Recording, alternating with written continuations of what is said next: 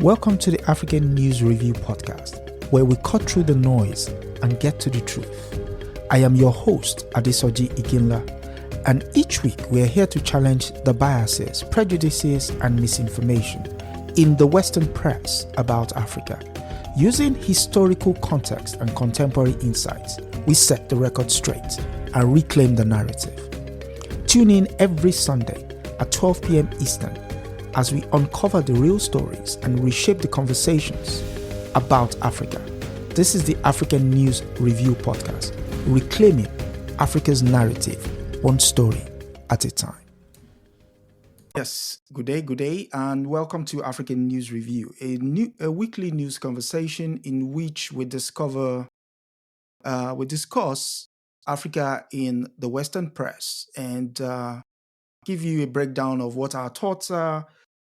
I'm your host, Adesoji Iginla, and with me, as usual, is a journalist, a publisher, Black Star News, a writer, and author of How Manufacturing Hates, How the Media Demonized Africa. He's none other than Comrade Milton Allimadi, and his book, incidentally, inspired African News Review. Welcome, Comrade. Asante, thank you. Yes. This Thursday, 12th of September 2024, marked the 47th anniversary of Steve Biko's assassination by the apartheid authorities. And before I get your thoughts, I want to read something from his book, I Write What I Like. And basically, it's his biological summary. Steve Biko was born in 1946 in King William Town, Cape Province. He entered the non-European section of the Medical School of the University of Natal, Durban, in 1966. He joined the National Union of South African Students and was an active member until 1968, when he broke away to form the Black Community Program. These community development programs were a practical manifestation of the Black consciousness philosophy and inspired various projects such as the Zampilo Clinic and literary schemes. In 1973, the authorities banned him from speaking in public and publishing his writings. He was restricted to his hometown of King William. Despite this, he continued his political activities. In 1976, Steve Biko was held under the Section 6 of the Terrorism Act. He was kept in detention for several months and then released without charges being made. In 1977, Steve Biko was appointed honorary president of the Black People's Convention, an organization he had helped found in 1972. Later that year, he was again held under security legislation. He was taken to Port Elizabeth under detention and died there on 12 September 1977. The cause of his death was established as brain damage. He left a widow, Notisikelo, and two sons. May his path be smooth, as we will say. Brother Milton, your thoughts on of course, Brother Biko? Steve Biko, he was one of the great young leaders in South Africa, became famous for leading the Black consciousness movement, which was very similar to in the diaspora in the US when they had the whole Black pride movement. Black is beautiful.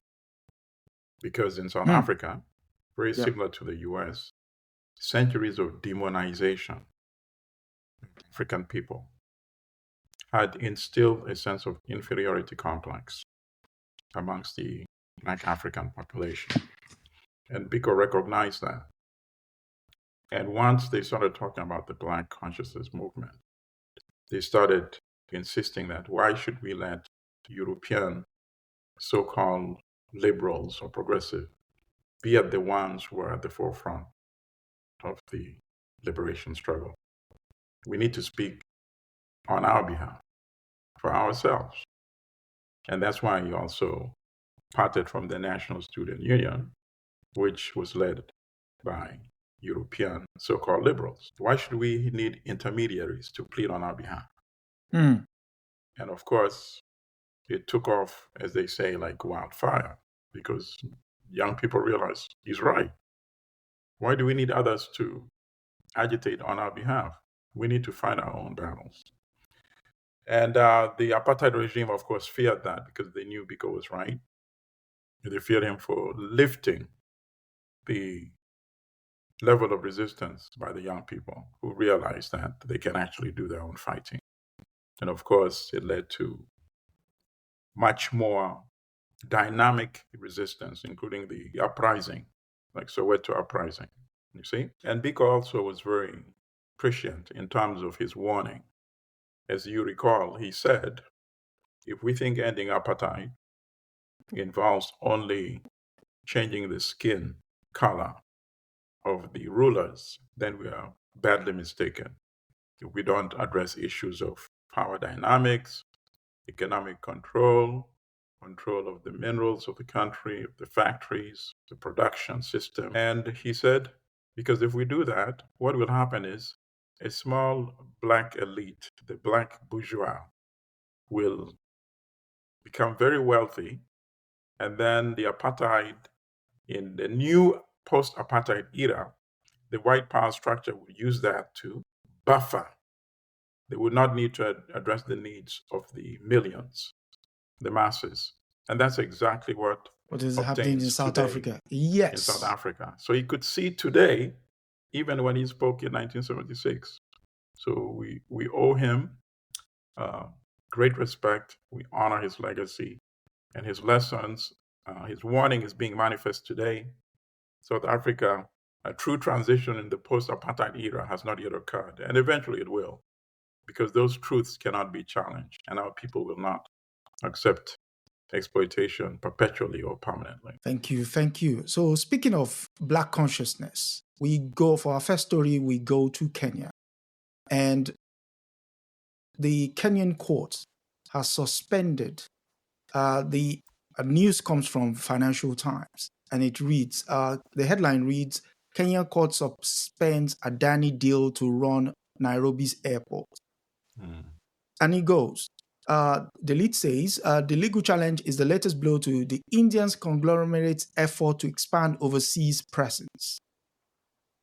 Kenya's High Court has suspended a government plan to allow Indians Adani Group to manage the country's main airport, following intense local opposition, marking the latest setback to the conglomerate's overseas expansion.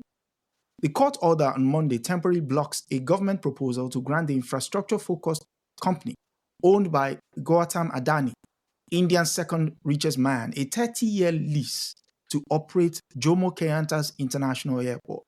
The Law Society of Kenya and the Kenyan Human Rights Commission, which petitioned the High Court, said the estimated 1.8 billion in funds needed to revamp the airport could be raised without a multiple-decade leasing contract. I'll just end with this. The Kenya's airport authority said Adani's proposal to refurbish the facility and invest in a new terminal and runway was needed to spruce up the aging infrastructure at the largest airport in East Africa's most advanced economy. Your thoughts?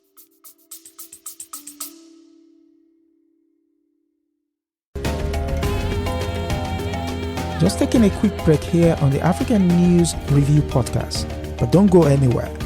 If you're enjoying our deep dive into the real stories behind the headlines, make sure to subscribe so you never miss an episode.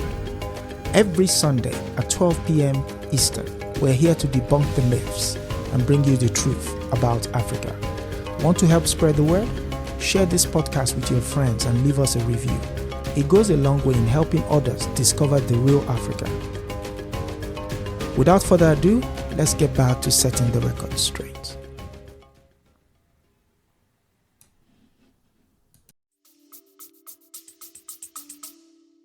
Okay, so my thoughts, probably they do need the financing, Okay. correct? So you're siding with capital. Oh, definitely. You need finance to operate Okay. an airport. Mm-hmm. And given what's going on in Kenya right now, Mm-hmm. people are coming out on the streets. They've been out on the streets. So we had the protests, which was intensified in June. as many as how many people? I think it was about 28 who were killed Hmm. because they cannot bear the tax burden, right? Hmm. So now you have an airport that also needs capital for renovation operation. You don't want an airport has to be one of the safest establishments you have in any given country. People don't want to hear that, because of financial issues, there's some issues that may compromise safety, measures at any airport in the world, correct? Okay. Yes. So obviously that's a priority. You're not going to be able to tax anymore because you saw what happened with the current tax alone. So True. forget about additional tax. So where is the money going to come from? And that's a tragedy. You're going to have to mortgage some of your resources. Otherwise, you shut down the airport. It may not meet international standards at some point. And you can't afford to do that because tourism is one of your main sources of revenue. Okay. So obviously, you need the airport to be operating. Trade, you are a big producer of what horticultural, the flower industry, and obviously that's something you can't ship in cargo container in ships. Those need to be flown. So airport is very critical. Kenya survival. Here's my own take. Okay. This is their biggest mistake, and not only Kenya. Most African countries, and particularly in East Africa. In East Africa, Hmm. they have not actualized the visions they had, and they knew what it took of the 1960s when they started with the East African community. The East African community is a shadow of what it could have been and should have been and still can be. So if the East African community had actualized the way it was envisioned, the cost of operating airports would be shared Mm. amongst the three East African countries. And now you have more countries involved in East African community. Yep. Now you Hmm. have Congo. You have Rwanda. All these countries that have been added to the East African community now, meaning you are splitting the cost. The burden is not just on one country, and that would apply to the post and the communications, the harbor services, the railway services, you see? So you Okay. would not need to be prostituting your resources to outside financiers. So And what that's the about biggest the tragedy. so what about You this know, sovereignty issue? the sovereignty, I mean, that's, because then I could that's something I can address very quickly. My question would be which African country is sovereign? You Mm. see, it's not there. And that's when Nkrumah warned in neo-colonialism, the last stage of imperialism, that we cannot exercise our sovereignty unless and until we unite. Because individually, we are not strong enough to withstand. You forget the countries. He said we cannot even withstand the corporations. Yeah, he said, look at Congo. He said in the past, we would identify whatever is going on in Congo with the European powers. Is it Belgium? Is it Britain? Is it the United States? He said, we don't even need that nowadays. Nowadays, the corporations, the companies are Mm. so powerful that they themselves, private companies, can undermine your sovereignty. You see? So I think anybody who says, oh, I'm protesting because this is mortgaging Kenya's sovereignty, and at the same time, Yeah. you know that you're not able to pay any more taxes, my question to them would be, where's the money going to come from to operate the airport? You see? Yeah? So Yeah, that's a tragedy. what's the, Well, this is what they could say. They could say, we can't give you a 30-year lease. That's out of the question. okay? We can do 10 years. But then, now, Adani is going to be saying, I cannot recoup my money within 10 years. That's probably 10 what it years. says. So, Okay. see, I don't know enough about the financing. I don't know what the revenue stream right now Hmm. in the airport. I don't know the cost of operation. But whatever it is, 30-year lease is unjustifiable because if we are criticizing China for all these, long-term leases, how can it be okay for India then, you see? So if you say, okay, structure it for a 10-year lease. And in the meantime, what I'm going to do in these 10 years is to make sure that we actualize the vision of the East African community. Meaning within 10 years, the cost is going to be spread out so that now Uganda does not have to carry the burden of Entebbe Airport One alone. shot. Yeah. Tanzania does not have to carry Dar es Salaam. I think now it's Mwalimu Nyerere Airport alone. Same thing in Congo. Same thing in the other East African countries. Same thing in South Sudan, which is now a part of East African community as well. So that's what they can do. But right now, the money is going to have to come from somewhere.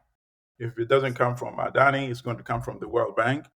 And they have their own conditionalities. So now you're probably comparing the deal from India with the deal from the World Bank and a possible deal from China. I myself, actually, philosophically speaking, and this is where I support what Nyerere actually said in 1985, but I don't think the deal is structured the way Nyerere is thinking. Nyerere is saying we are not at the same stage of economic development, even though they say all of us are the so-called, in those days they like saying the North versus the South, right? Yeah. The global South. So Nyerere said, not all of us in the global South at the same level of economic development. So India, and in fact, at that time, China was not as developed as it is today. India, China, Brazil, they have technologies that can benefit countries like Tanzania, which we don't have. But we are always running, to Europe or Japan, because our minds are conditioned that way, sort of a neo-colonial dependency. So we need to increase intra-South cooperation. So if this could be structured as one of those intra-South cooperations, then I can see it working. But I suspect it's structured probably more similar to the way the World Bank does deals with African countries. And Nyerere would not approve of that. Nyerere would say, okay, if there are some goods that Kenya can generate to compensate for this kind of investment so that Kenya is not having to take loans to pay Adani or to tax its citizens more, then that's the kind of intra-South cooperation that, of course, I would support. Now, you mentioned the extension of it to place the extension of the burden of carrying such airports to places like the Congo, which is where we're going next. Congo has now taken Belgium to court, and this is stemming from its experience during the colonial rule. And the story comes from Radio France International. It's the headline reads, Belgium accused of colonial era crimes against humanity in Congo. Absolutely. 5 mixed race women demanding reparations from Belgium after being taken from their mothers in Congo 70 years ago took their fight to a Brussels appeal court on Monday. The women accused the countries of crimes against humanity over a colonial era practice that saw them taken from their families and placed in institutions. This pictures, and the description reads mixed race kids from the Katenda convent, Monique Bitu Bingi. And so he goes and mentions the names of the girls, wants to sue the Belgium state over their treatment in Congo. And we delve further. The complaint covers the period 1948 to 1961, 13 years, concerns the entire policy of placing mixed-race children in a religious institution managed by the church, but which in fact resulted from a racial policy insaturated by the Belgian colonial administration in Congo. The Belgian authorities recognized that between 14,000 and 20,000 children were involved in this case, but despite their considerable number, their fate has long been ignored, according to Radio France International's correspondents in Brussels. In 2021, the judges rejected the motivation brought by the 5 plaintiffs, saying no one can be punished for a crime that did not exist at the time of the alleged facts. The women appealed the decision and a new trial opens on Monday. Wow. Interesting. This is a very, very, very tragic and very interesting case on very many levels. Okay, so what period did they say? That is 1948 to 1961. Okay. All right. So let me speak on a number of factors here. Okay. Number one, first of all, they said 20,000. That number is incorrect. Um, and then the period 1948, 1960 what? 61? It was 1961. Okay. Yes. So when was King Leopold establishing Congo That was Free State?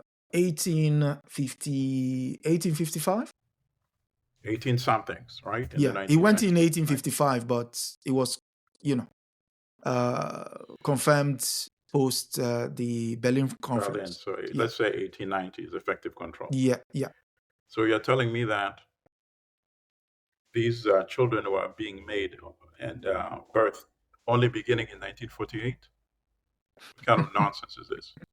What about the ones who were birthed from the 1890s onward to 1948? What became of those?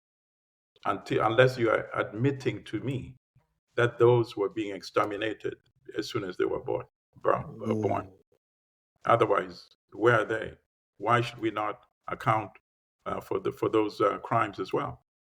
So that's the first biggest glaring omission that we should, probably see. As I say, when you read European created content, read it from a Pan-African perspective and ask yourselves. So now I'm worried if many of our sisters and brothers did not notice that omission. Why do we let them establish the terms of the conversation?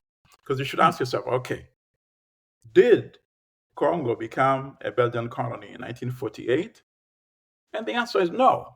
So why are they selecting 1948 as the beginning point of the conversation and not 1890? Why? Because they want to limit liability. And that's why I said 20,000 is a low figure without even knowing what the true figure is. But I know that they were birthing children with African women, Europeans in positions of power, right?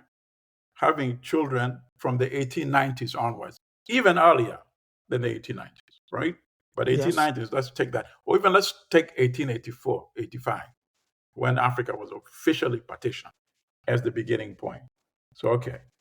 And they were saying that there's a quote there that at the time it was not a crime. Okay. So at one point, slavery was legal. Who today would still say that slavery was not a crime? So that's something you can demolish very quickly. True. So, of course, they deserve reparations. And this also speaks to European arrogance. Why is this even coming as a lawsuit? Why was this not settled a long time ago Yeah. by the European establishment in Belgium to say that this was a tragedy? Let's address it immediately so that it's a non-issue. Well, the Now, judges 2024, we are talking about this issue. Think about that. That goes to European arrogance. And my final point is this, and then obviously I would like your own feedback. Okay. My final point is this. So I like that Radio France International is making this a big story, and deservedly, it is a big story, right? Mm-hmm. But now the obvious question is, okay, what about France? And what about all those children who were similarly birthed by French men in their African colonies? What about Portugal? Britain. The same thing. What about Britain? The same thing. So there's a lot of accounting. And the reason why the case was initially dismissed is because this case will open up a Pandora's box. Yeah. If these 5 women succeed, lo and behold, we're going to have so many such cases like this going forward, and deservedly so. And then, of course, we should not stop there. We should go beyond that and address the crimes committed against Africans in other respects during the colonial era. So those would be my comments to this. There is, I just wanted to add, whilst you were touching on the point of at what point do you enter the conversation? We also have to add Germany into the mix. Germany has to come into the mix. Spain comes into the mix. Absolutely. But more importantly, of recent has been Japan. Because minors also birthed kids in the Congo. And those kids were denied Japanese recognition. So it's huge. Yes, yes, yes, yes, yes. Because when I picked this, Mhm.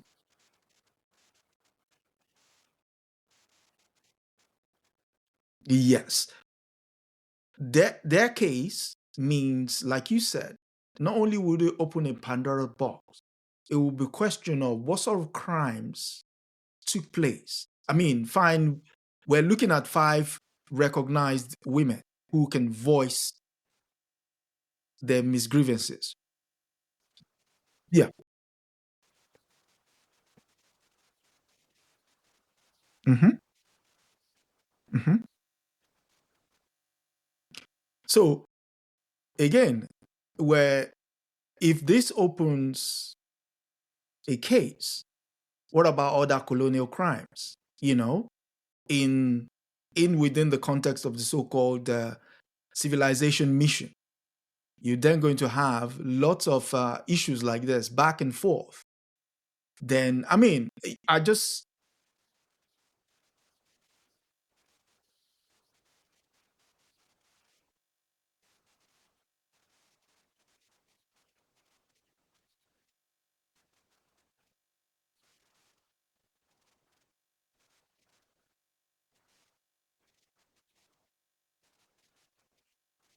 Mhm.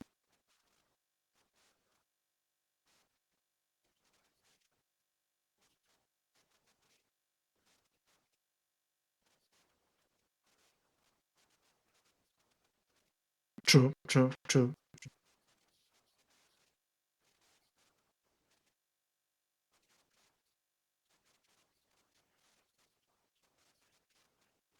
The United States, yeah. Hmm.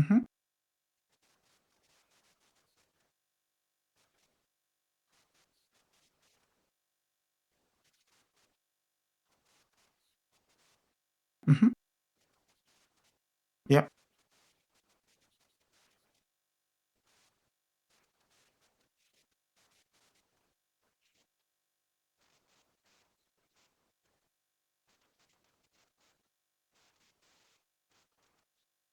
Mm.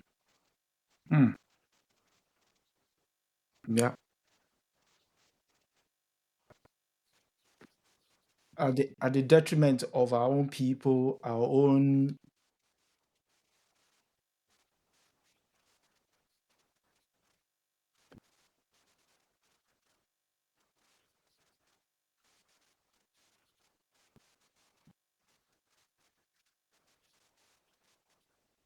In the United States, yeah. Hmm. Japan, yeah. And yeah, for people who might be interested in furthering their knowledge, deepening in their knowledge with regards to this aspect of the stories, there are a couple of books here. So you could read Leopold's Ghost, which will lay the foundation for what transpired in Congo. And also, oh, sorry, it's Adam Hochschild's King Leopold Ghost. In fact, I did 5 months ago. On this channel, I did 10 must-read books on Congo. So if you go back, you see I did you know an overview of the books and what sort of timeline they're looking at. Predominantly, their subject matter which they focus on, because no one book can cover the Congo. There's a lot has happened in the Congo. So, but if you want to read about the people, you could read Georges Nzongola Intalaje's book, A People's History, from Leopold to Kabila. In fact, yes, this is where you should start from. Okay.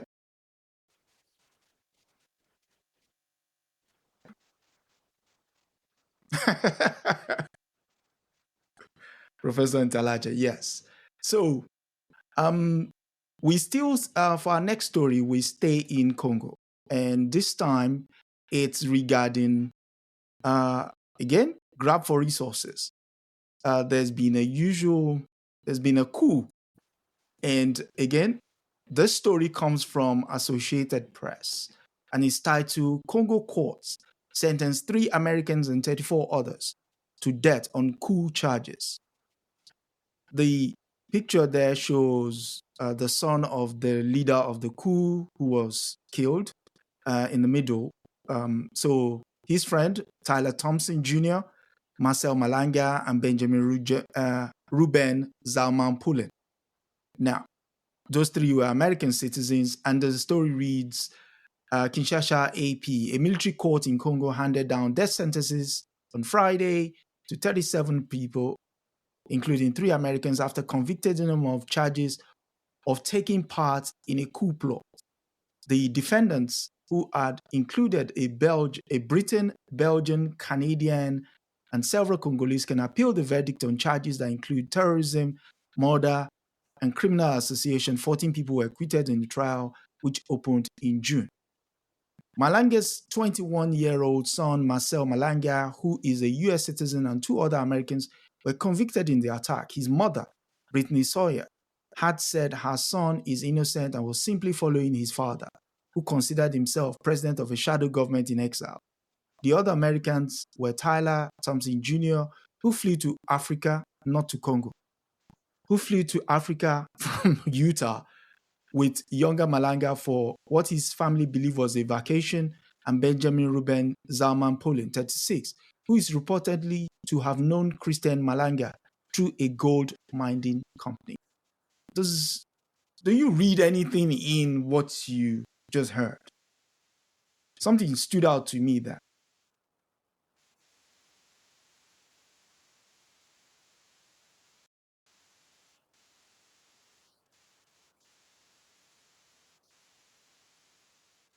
Why not?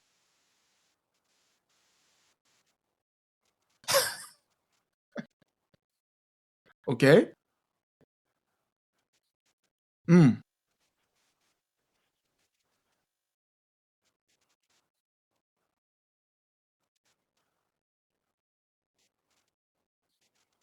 mm,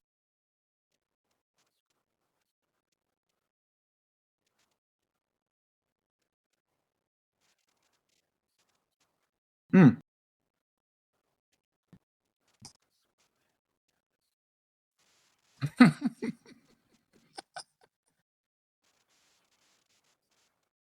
Taken out of the picture.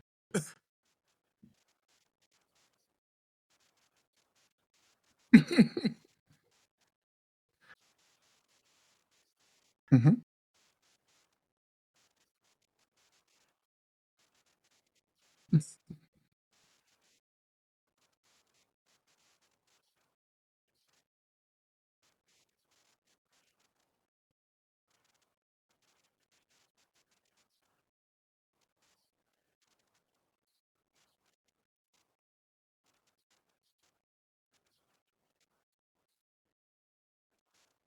mhm.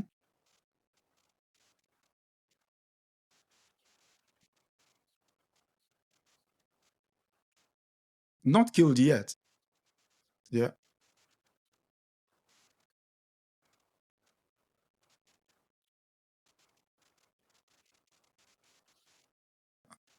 Threats.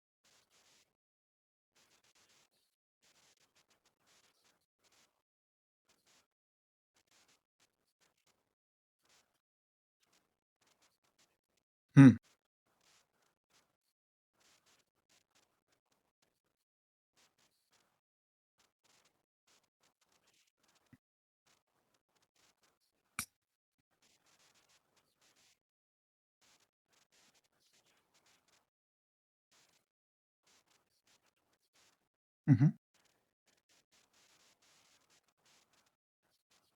Yeah.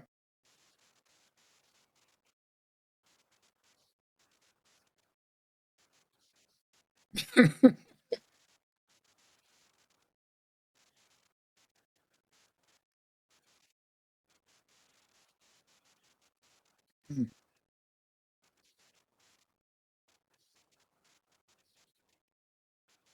He was troubled.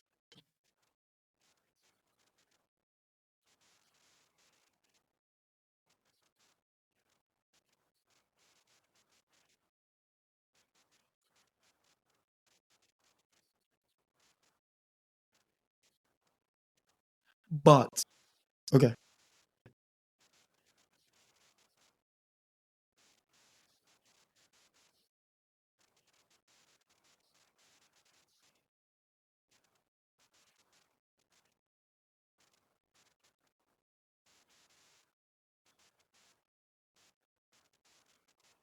Mm.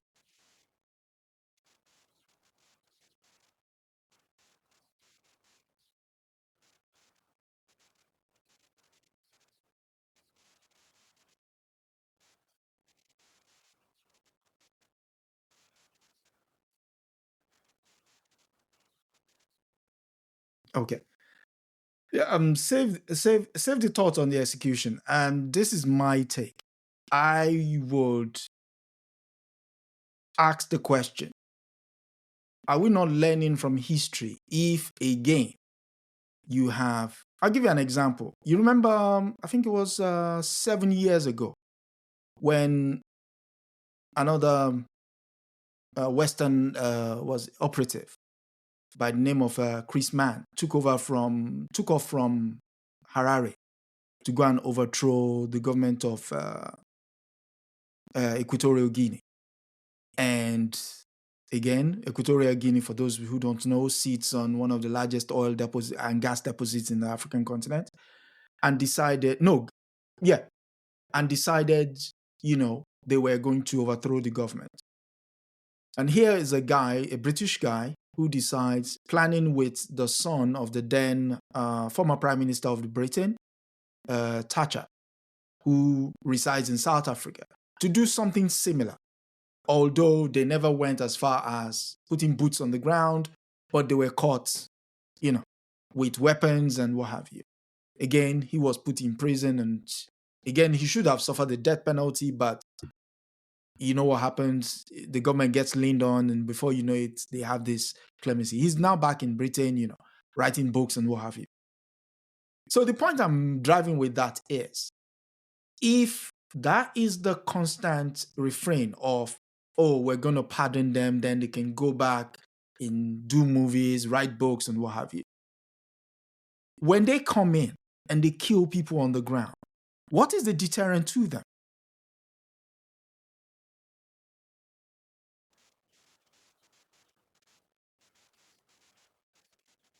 Yes, that's what I'm saying. It's almost a recurrent pattern. So it's almost, we can do it.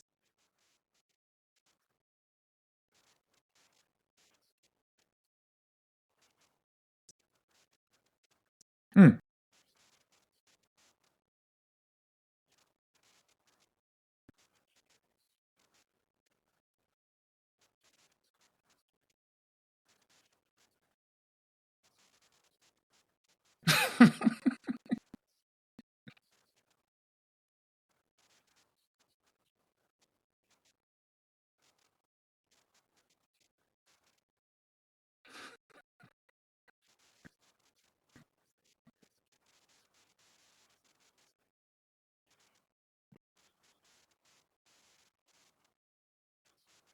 Hmm.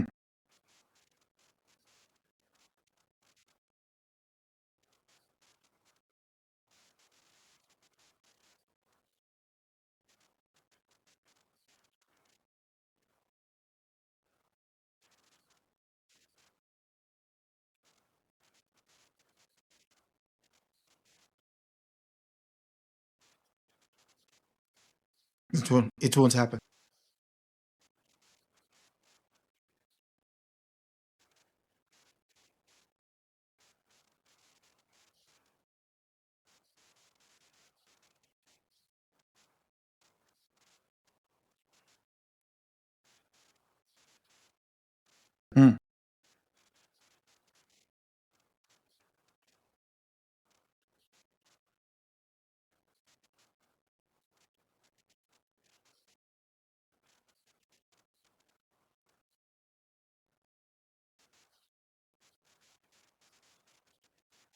Okay. That would be the normal recourse.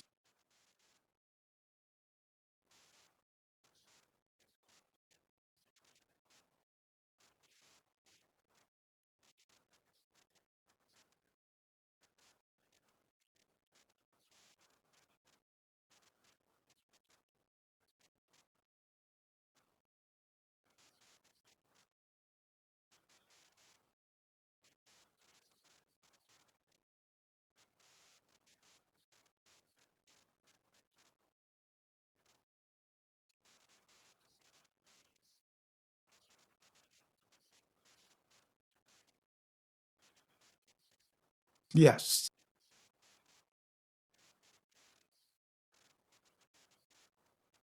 Uh, Bob Zenard, yeah. Yeah,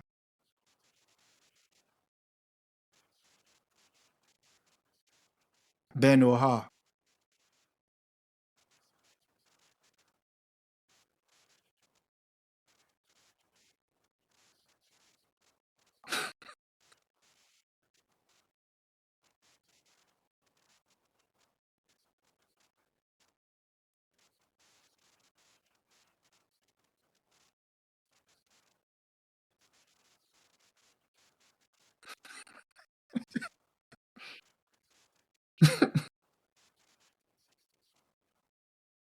Yes.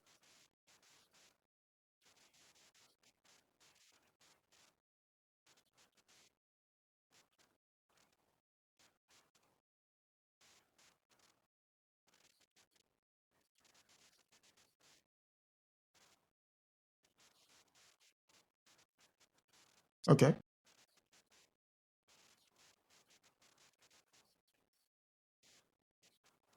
Mm.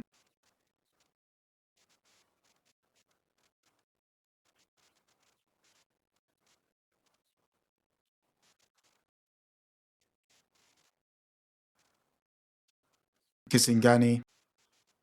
Yeah. Impunity.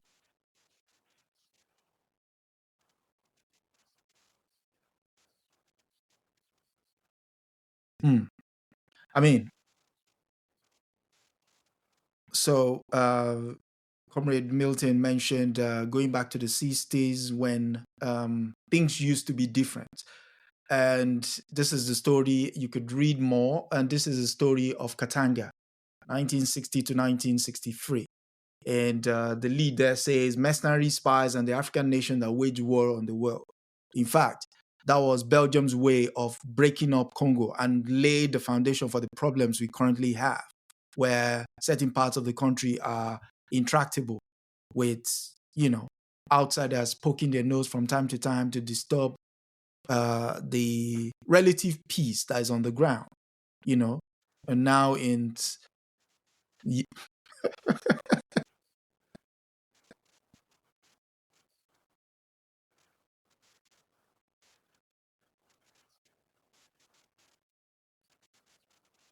mm,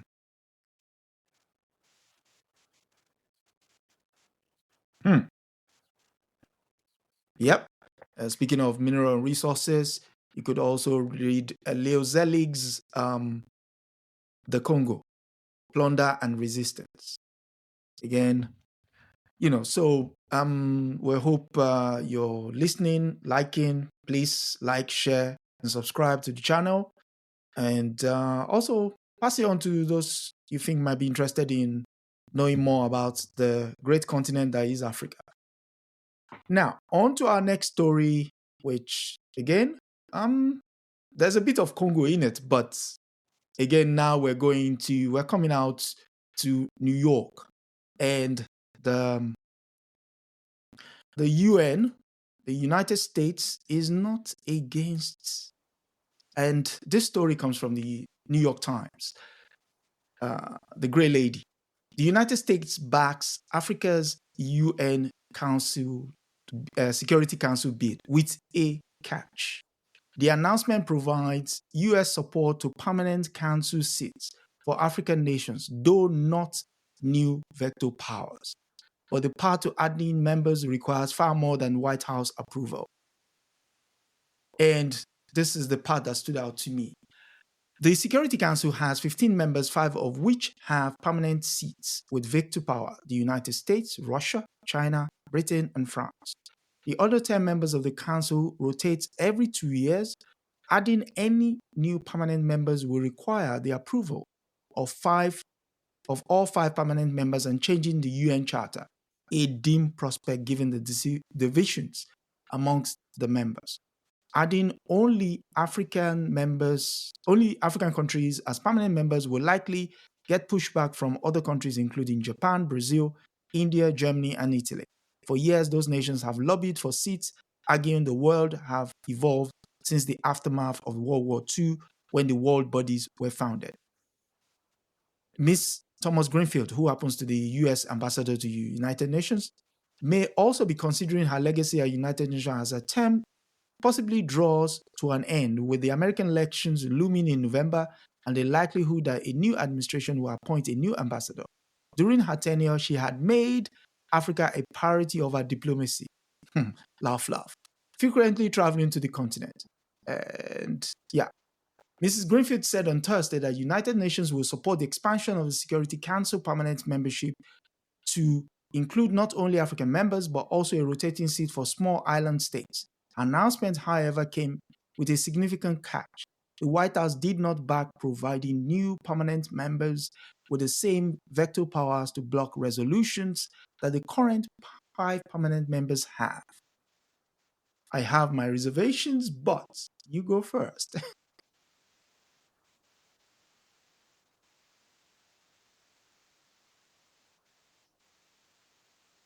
Mhm. Hmm.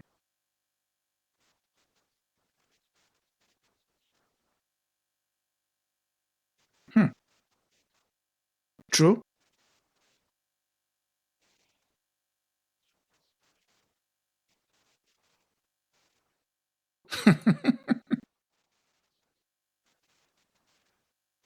Hmm. Yep.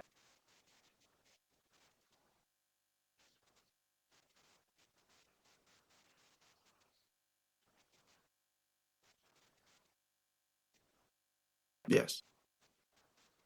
54. Yep.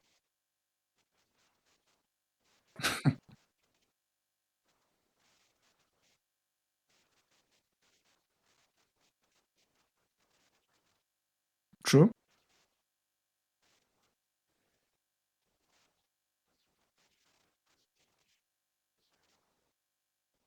I am a member of the. Hmm.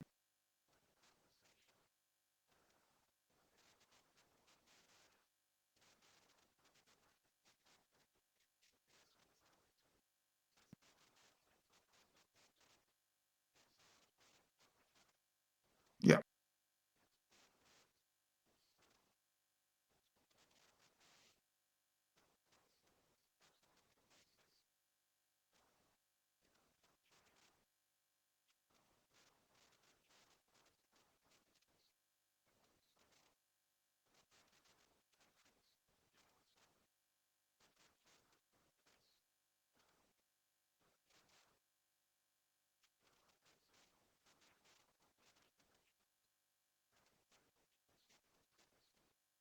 Held by Taiwan. Yeah.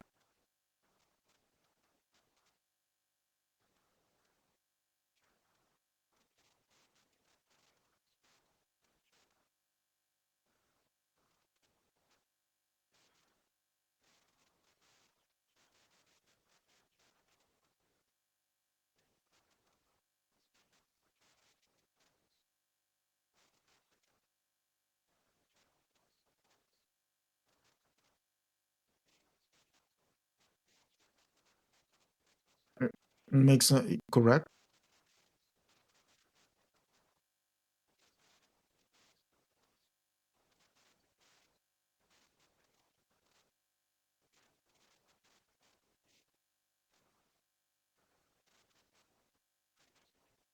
Hmm.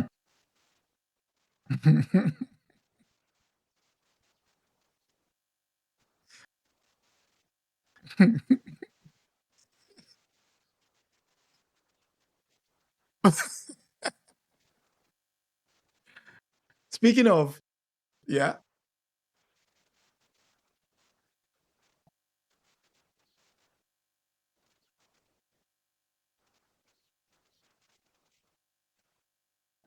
Speaking of what you just said now, I'm going to read a part from Gerard Horn's White Supremacy Confronted. This is a huge book, and it's a part about what Miss Thomas Greenfield is saying. The White House did not back providing new members with the same veto power to block resolutions that the current five members have. And this is from President Eisenhower's White House. President Eisenhower remarked parenthetically that he was having a continued protocol discussion with the State Department, which insisted that he invites half a dozen American Negroes to any White House reception of a distinguished African visitor. The gesture would not only engender heartburn in Salisbury and Pretoria. Salisbury is now known as Harare, uh, and Pretoria, South Africa. Thus, it was during this troubled era that during a briefing for a US officials in Nairobi, the opinion was uttered that people of tropical Africa, potential slaves until a few decades ago, were still ill-fitted psychologically, sociologically, economically, and by education to undertake any country's responsibilities. So, if that kind of understanding still holds in 2024, it means we've not really moved from that mindset.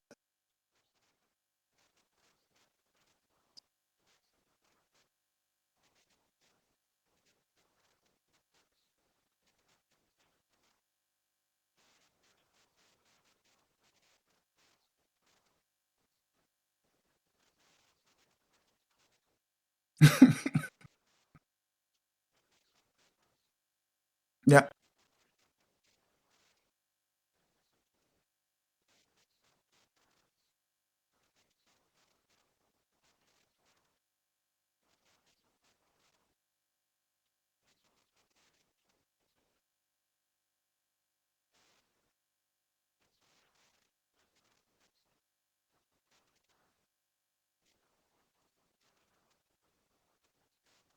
Yep.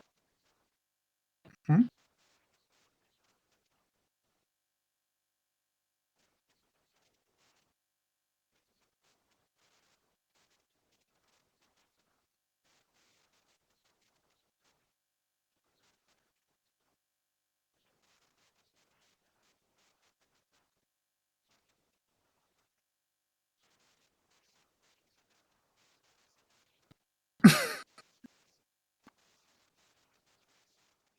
Selfish because he was tired of shaking hands.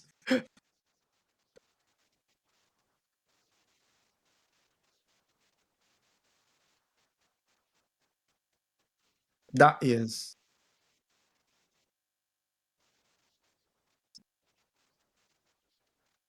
Hmm.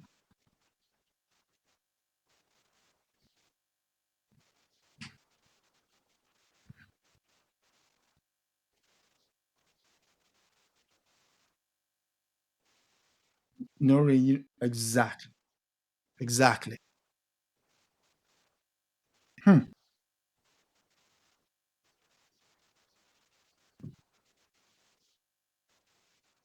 With all the powers in the world.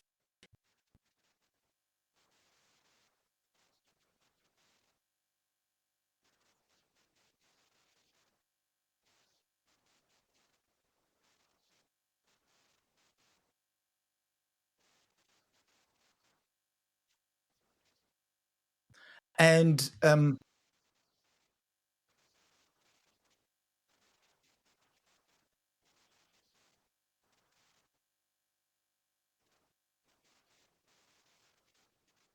you want to be able to upstage whatever it is we decide we want to do.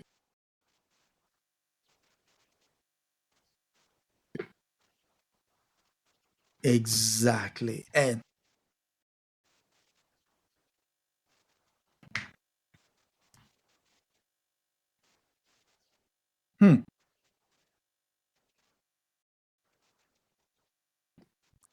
speaking of the UN, there was a book written um, 3 years ago, actually, titled "A Dialogue of the Deaf: Essay on Africa and the United Nations," edited by Adekeye Adebanjo and Helen Scallon.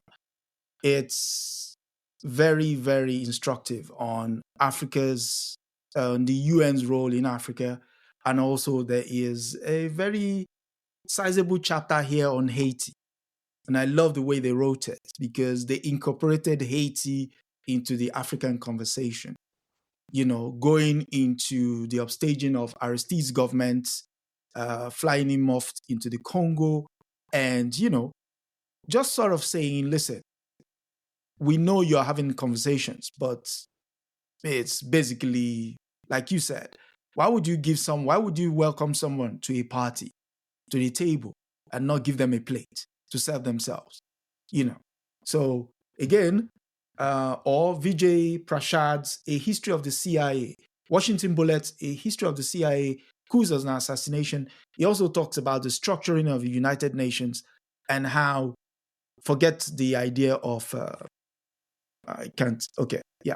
forget the idea of, quote unquote, security, a seat on the permanent security council, because the way the UN is structured following the Bretton Woods Agreement, Africa was never in the picture and would never be in the picture.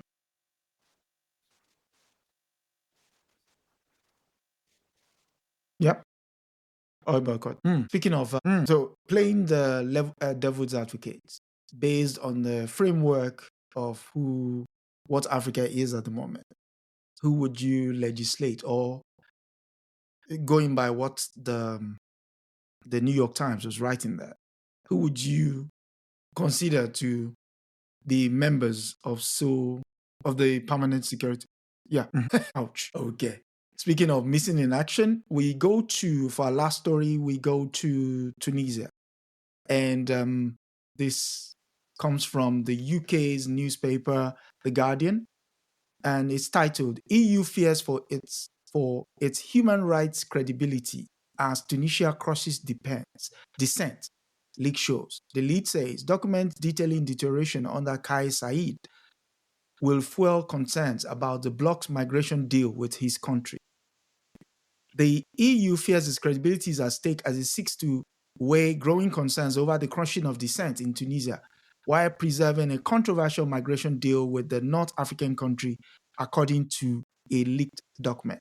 An internal report drafted by the EU Diplomatic Service, seen by Guardian, details a clear deterioration of the political climate and a shrinking civic space under the Tunisian President Kais Saied, who has suspended parliament and concentrated power in his hands since starting his term of office in 2019. EU officials expect Saied to remain in power after presidential elections on 6th of October. The build-up to the vote has been marked by jailing of opponents and the prosecution of dissenters under the pretext of spreading false information. Sounds familiar?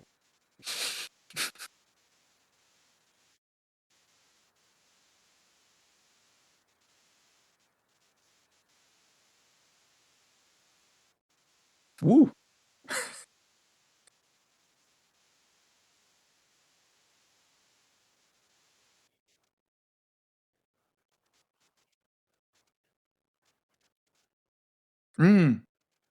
Yes. Yes. Yes. Black Africans and dumping them in the desert. Pregnant women. Oh, yeah, to push away from. Yeah, about him. And he suspended parliament since 2019. Any parliament, exactly. And you're still talking about your credibility. Yeah. For over 4 years. Yeah, it's shocking. Sometimes when I read the Western press, yes. Yeah. Yeah. When you read their press, they start off by, first and foremost, creating a distance, a buffer between it's not really a buffer, but it's almost like a psychological buffer with words by us, them, and then you begin to wonder, like, what are you doing? You've been working with this guy for years. You've been working with this guy since 2019. And now all of a sudden,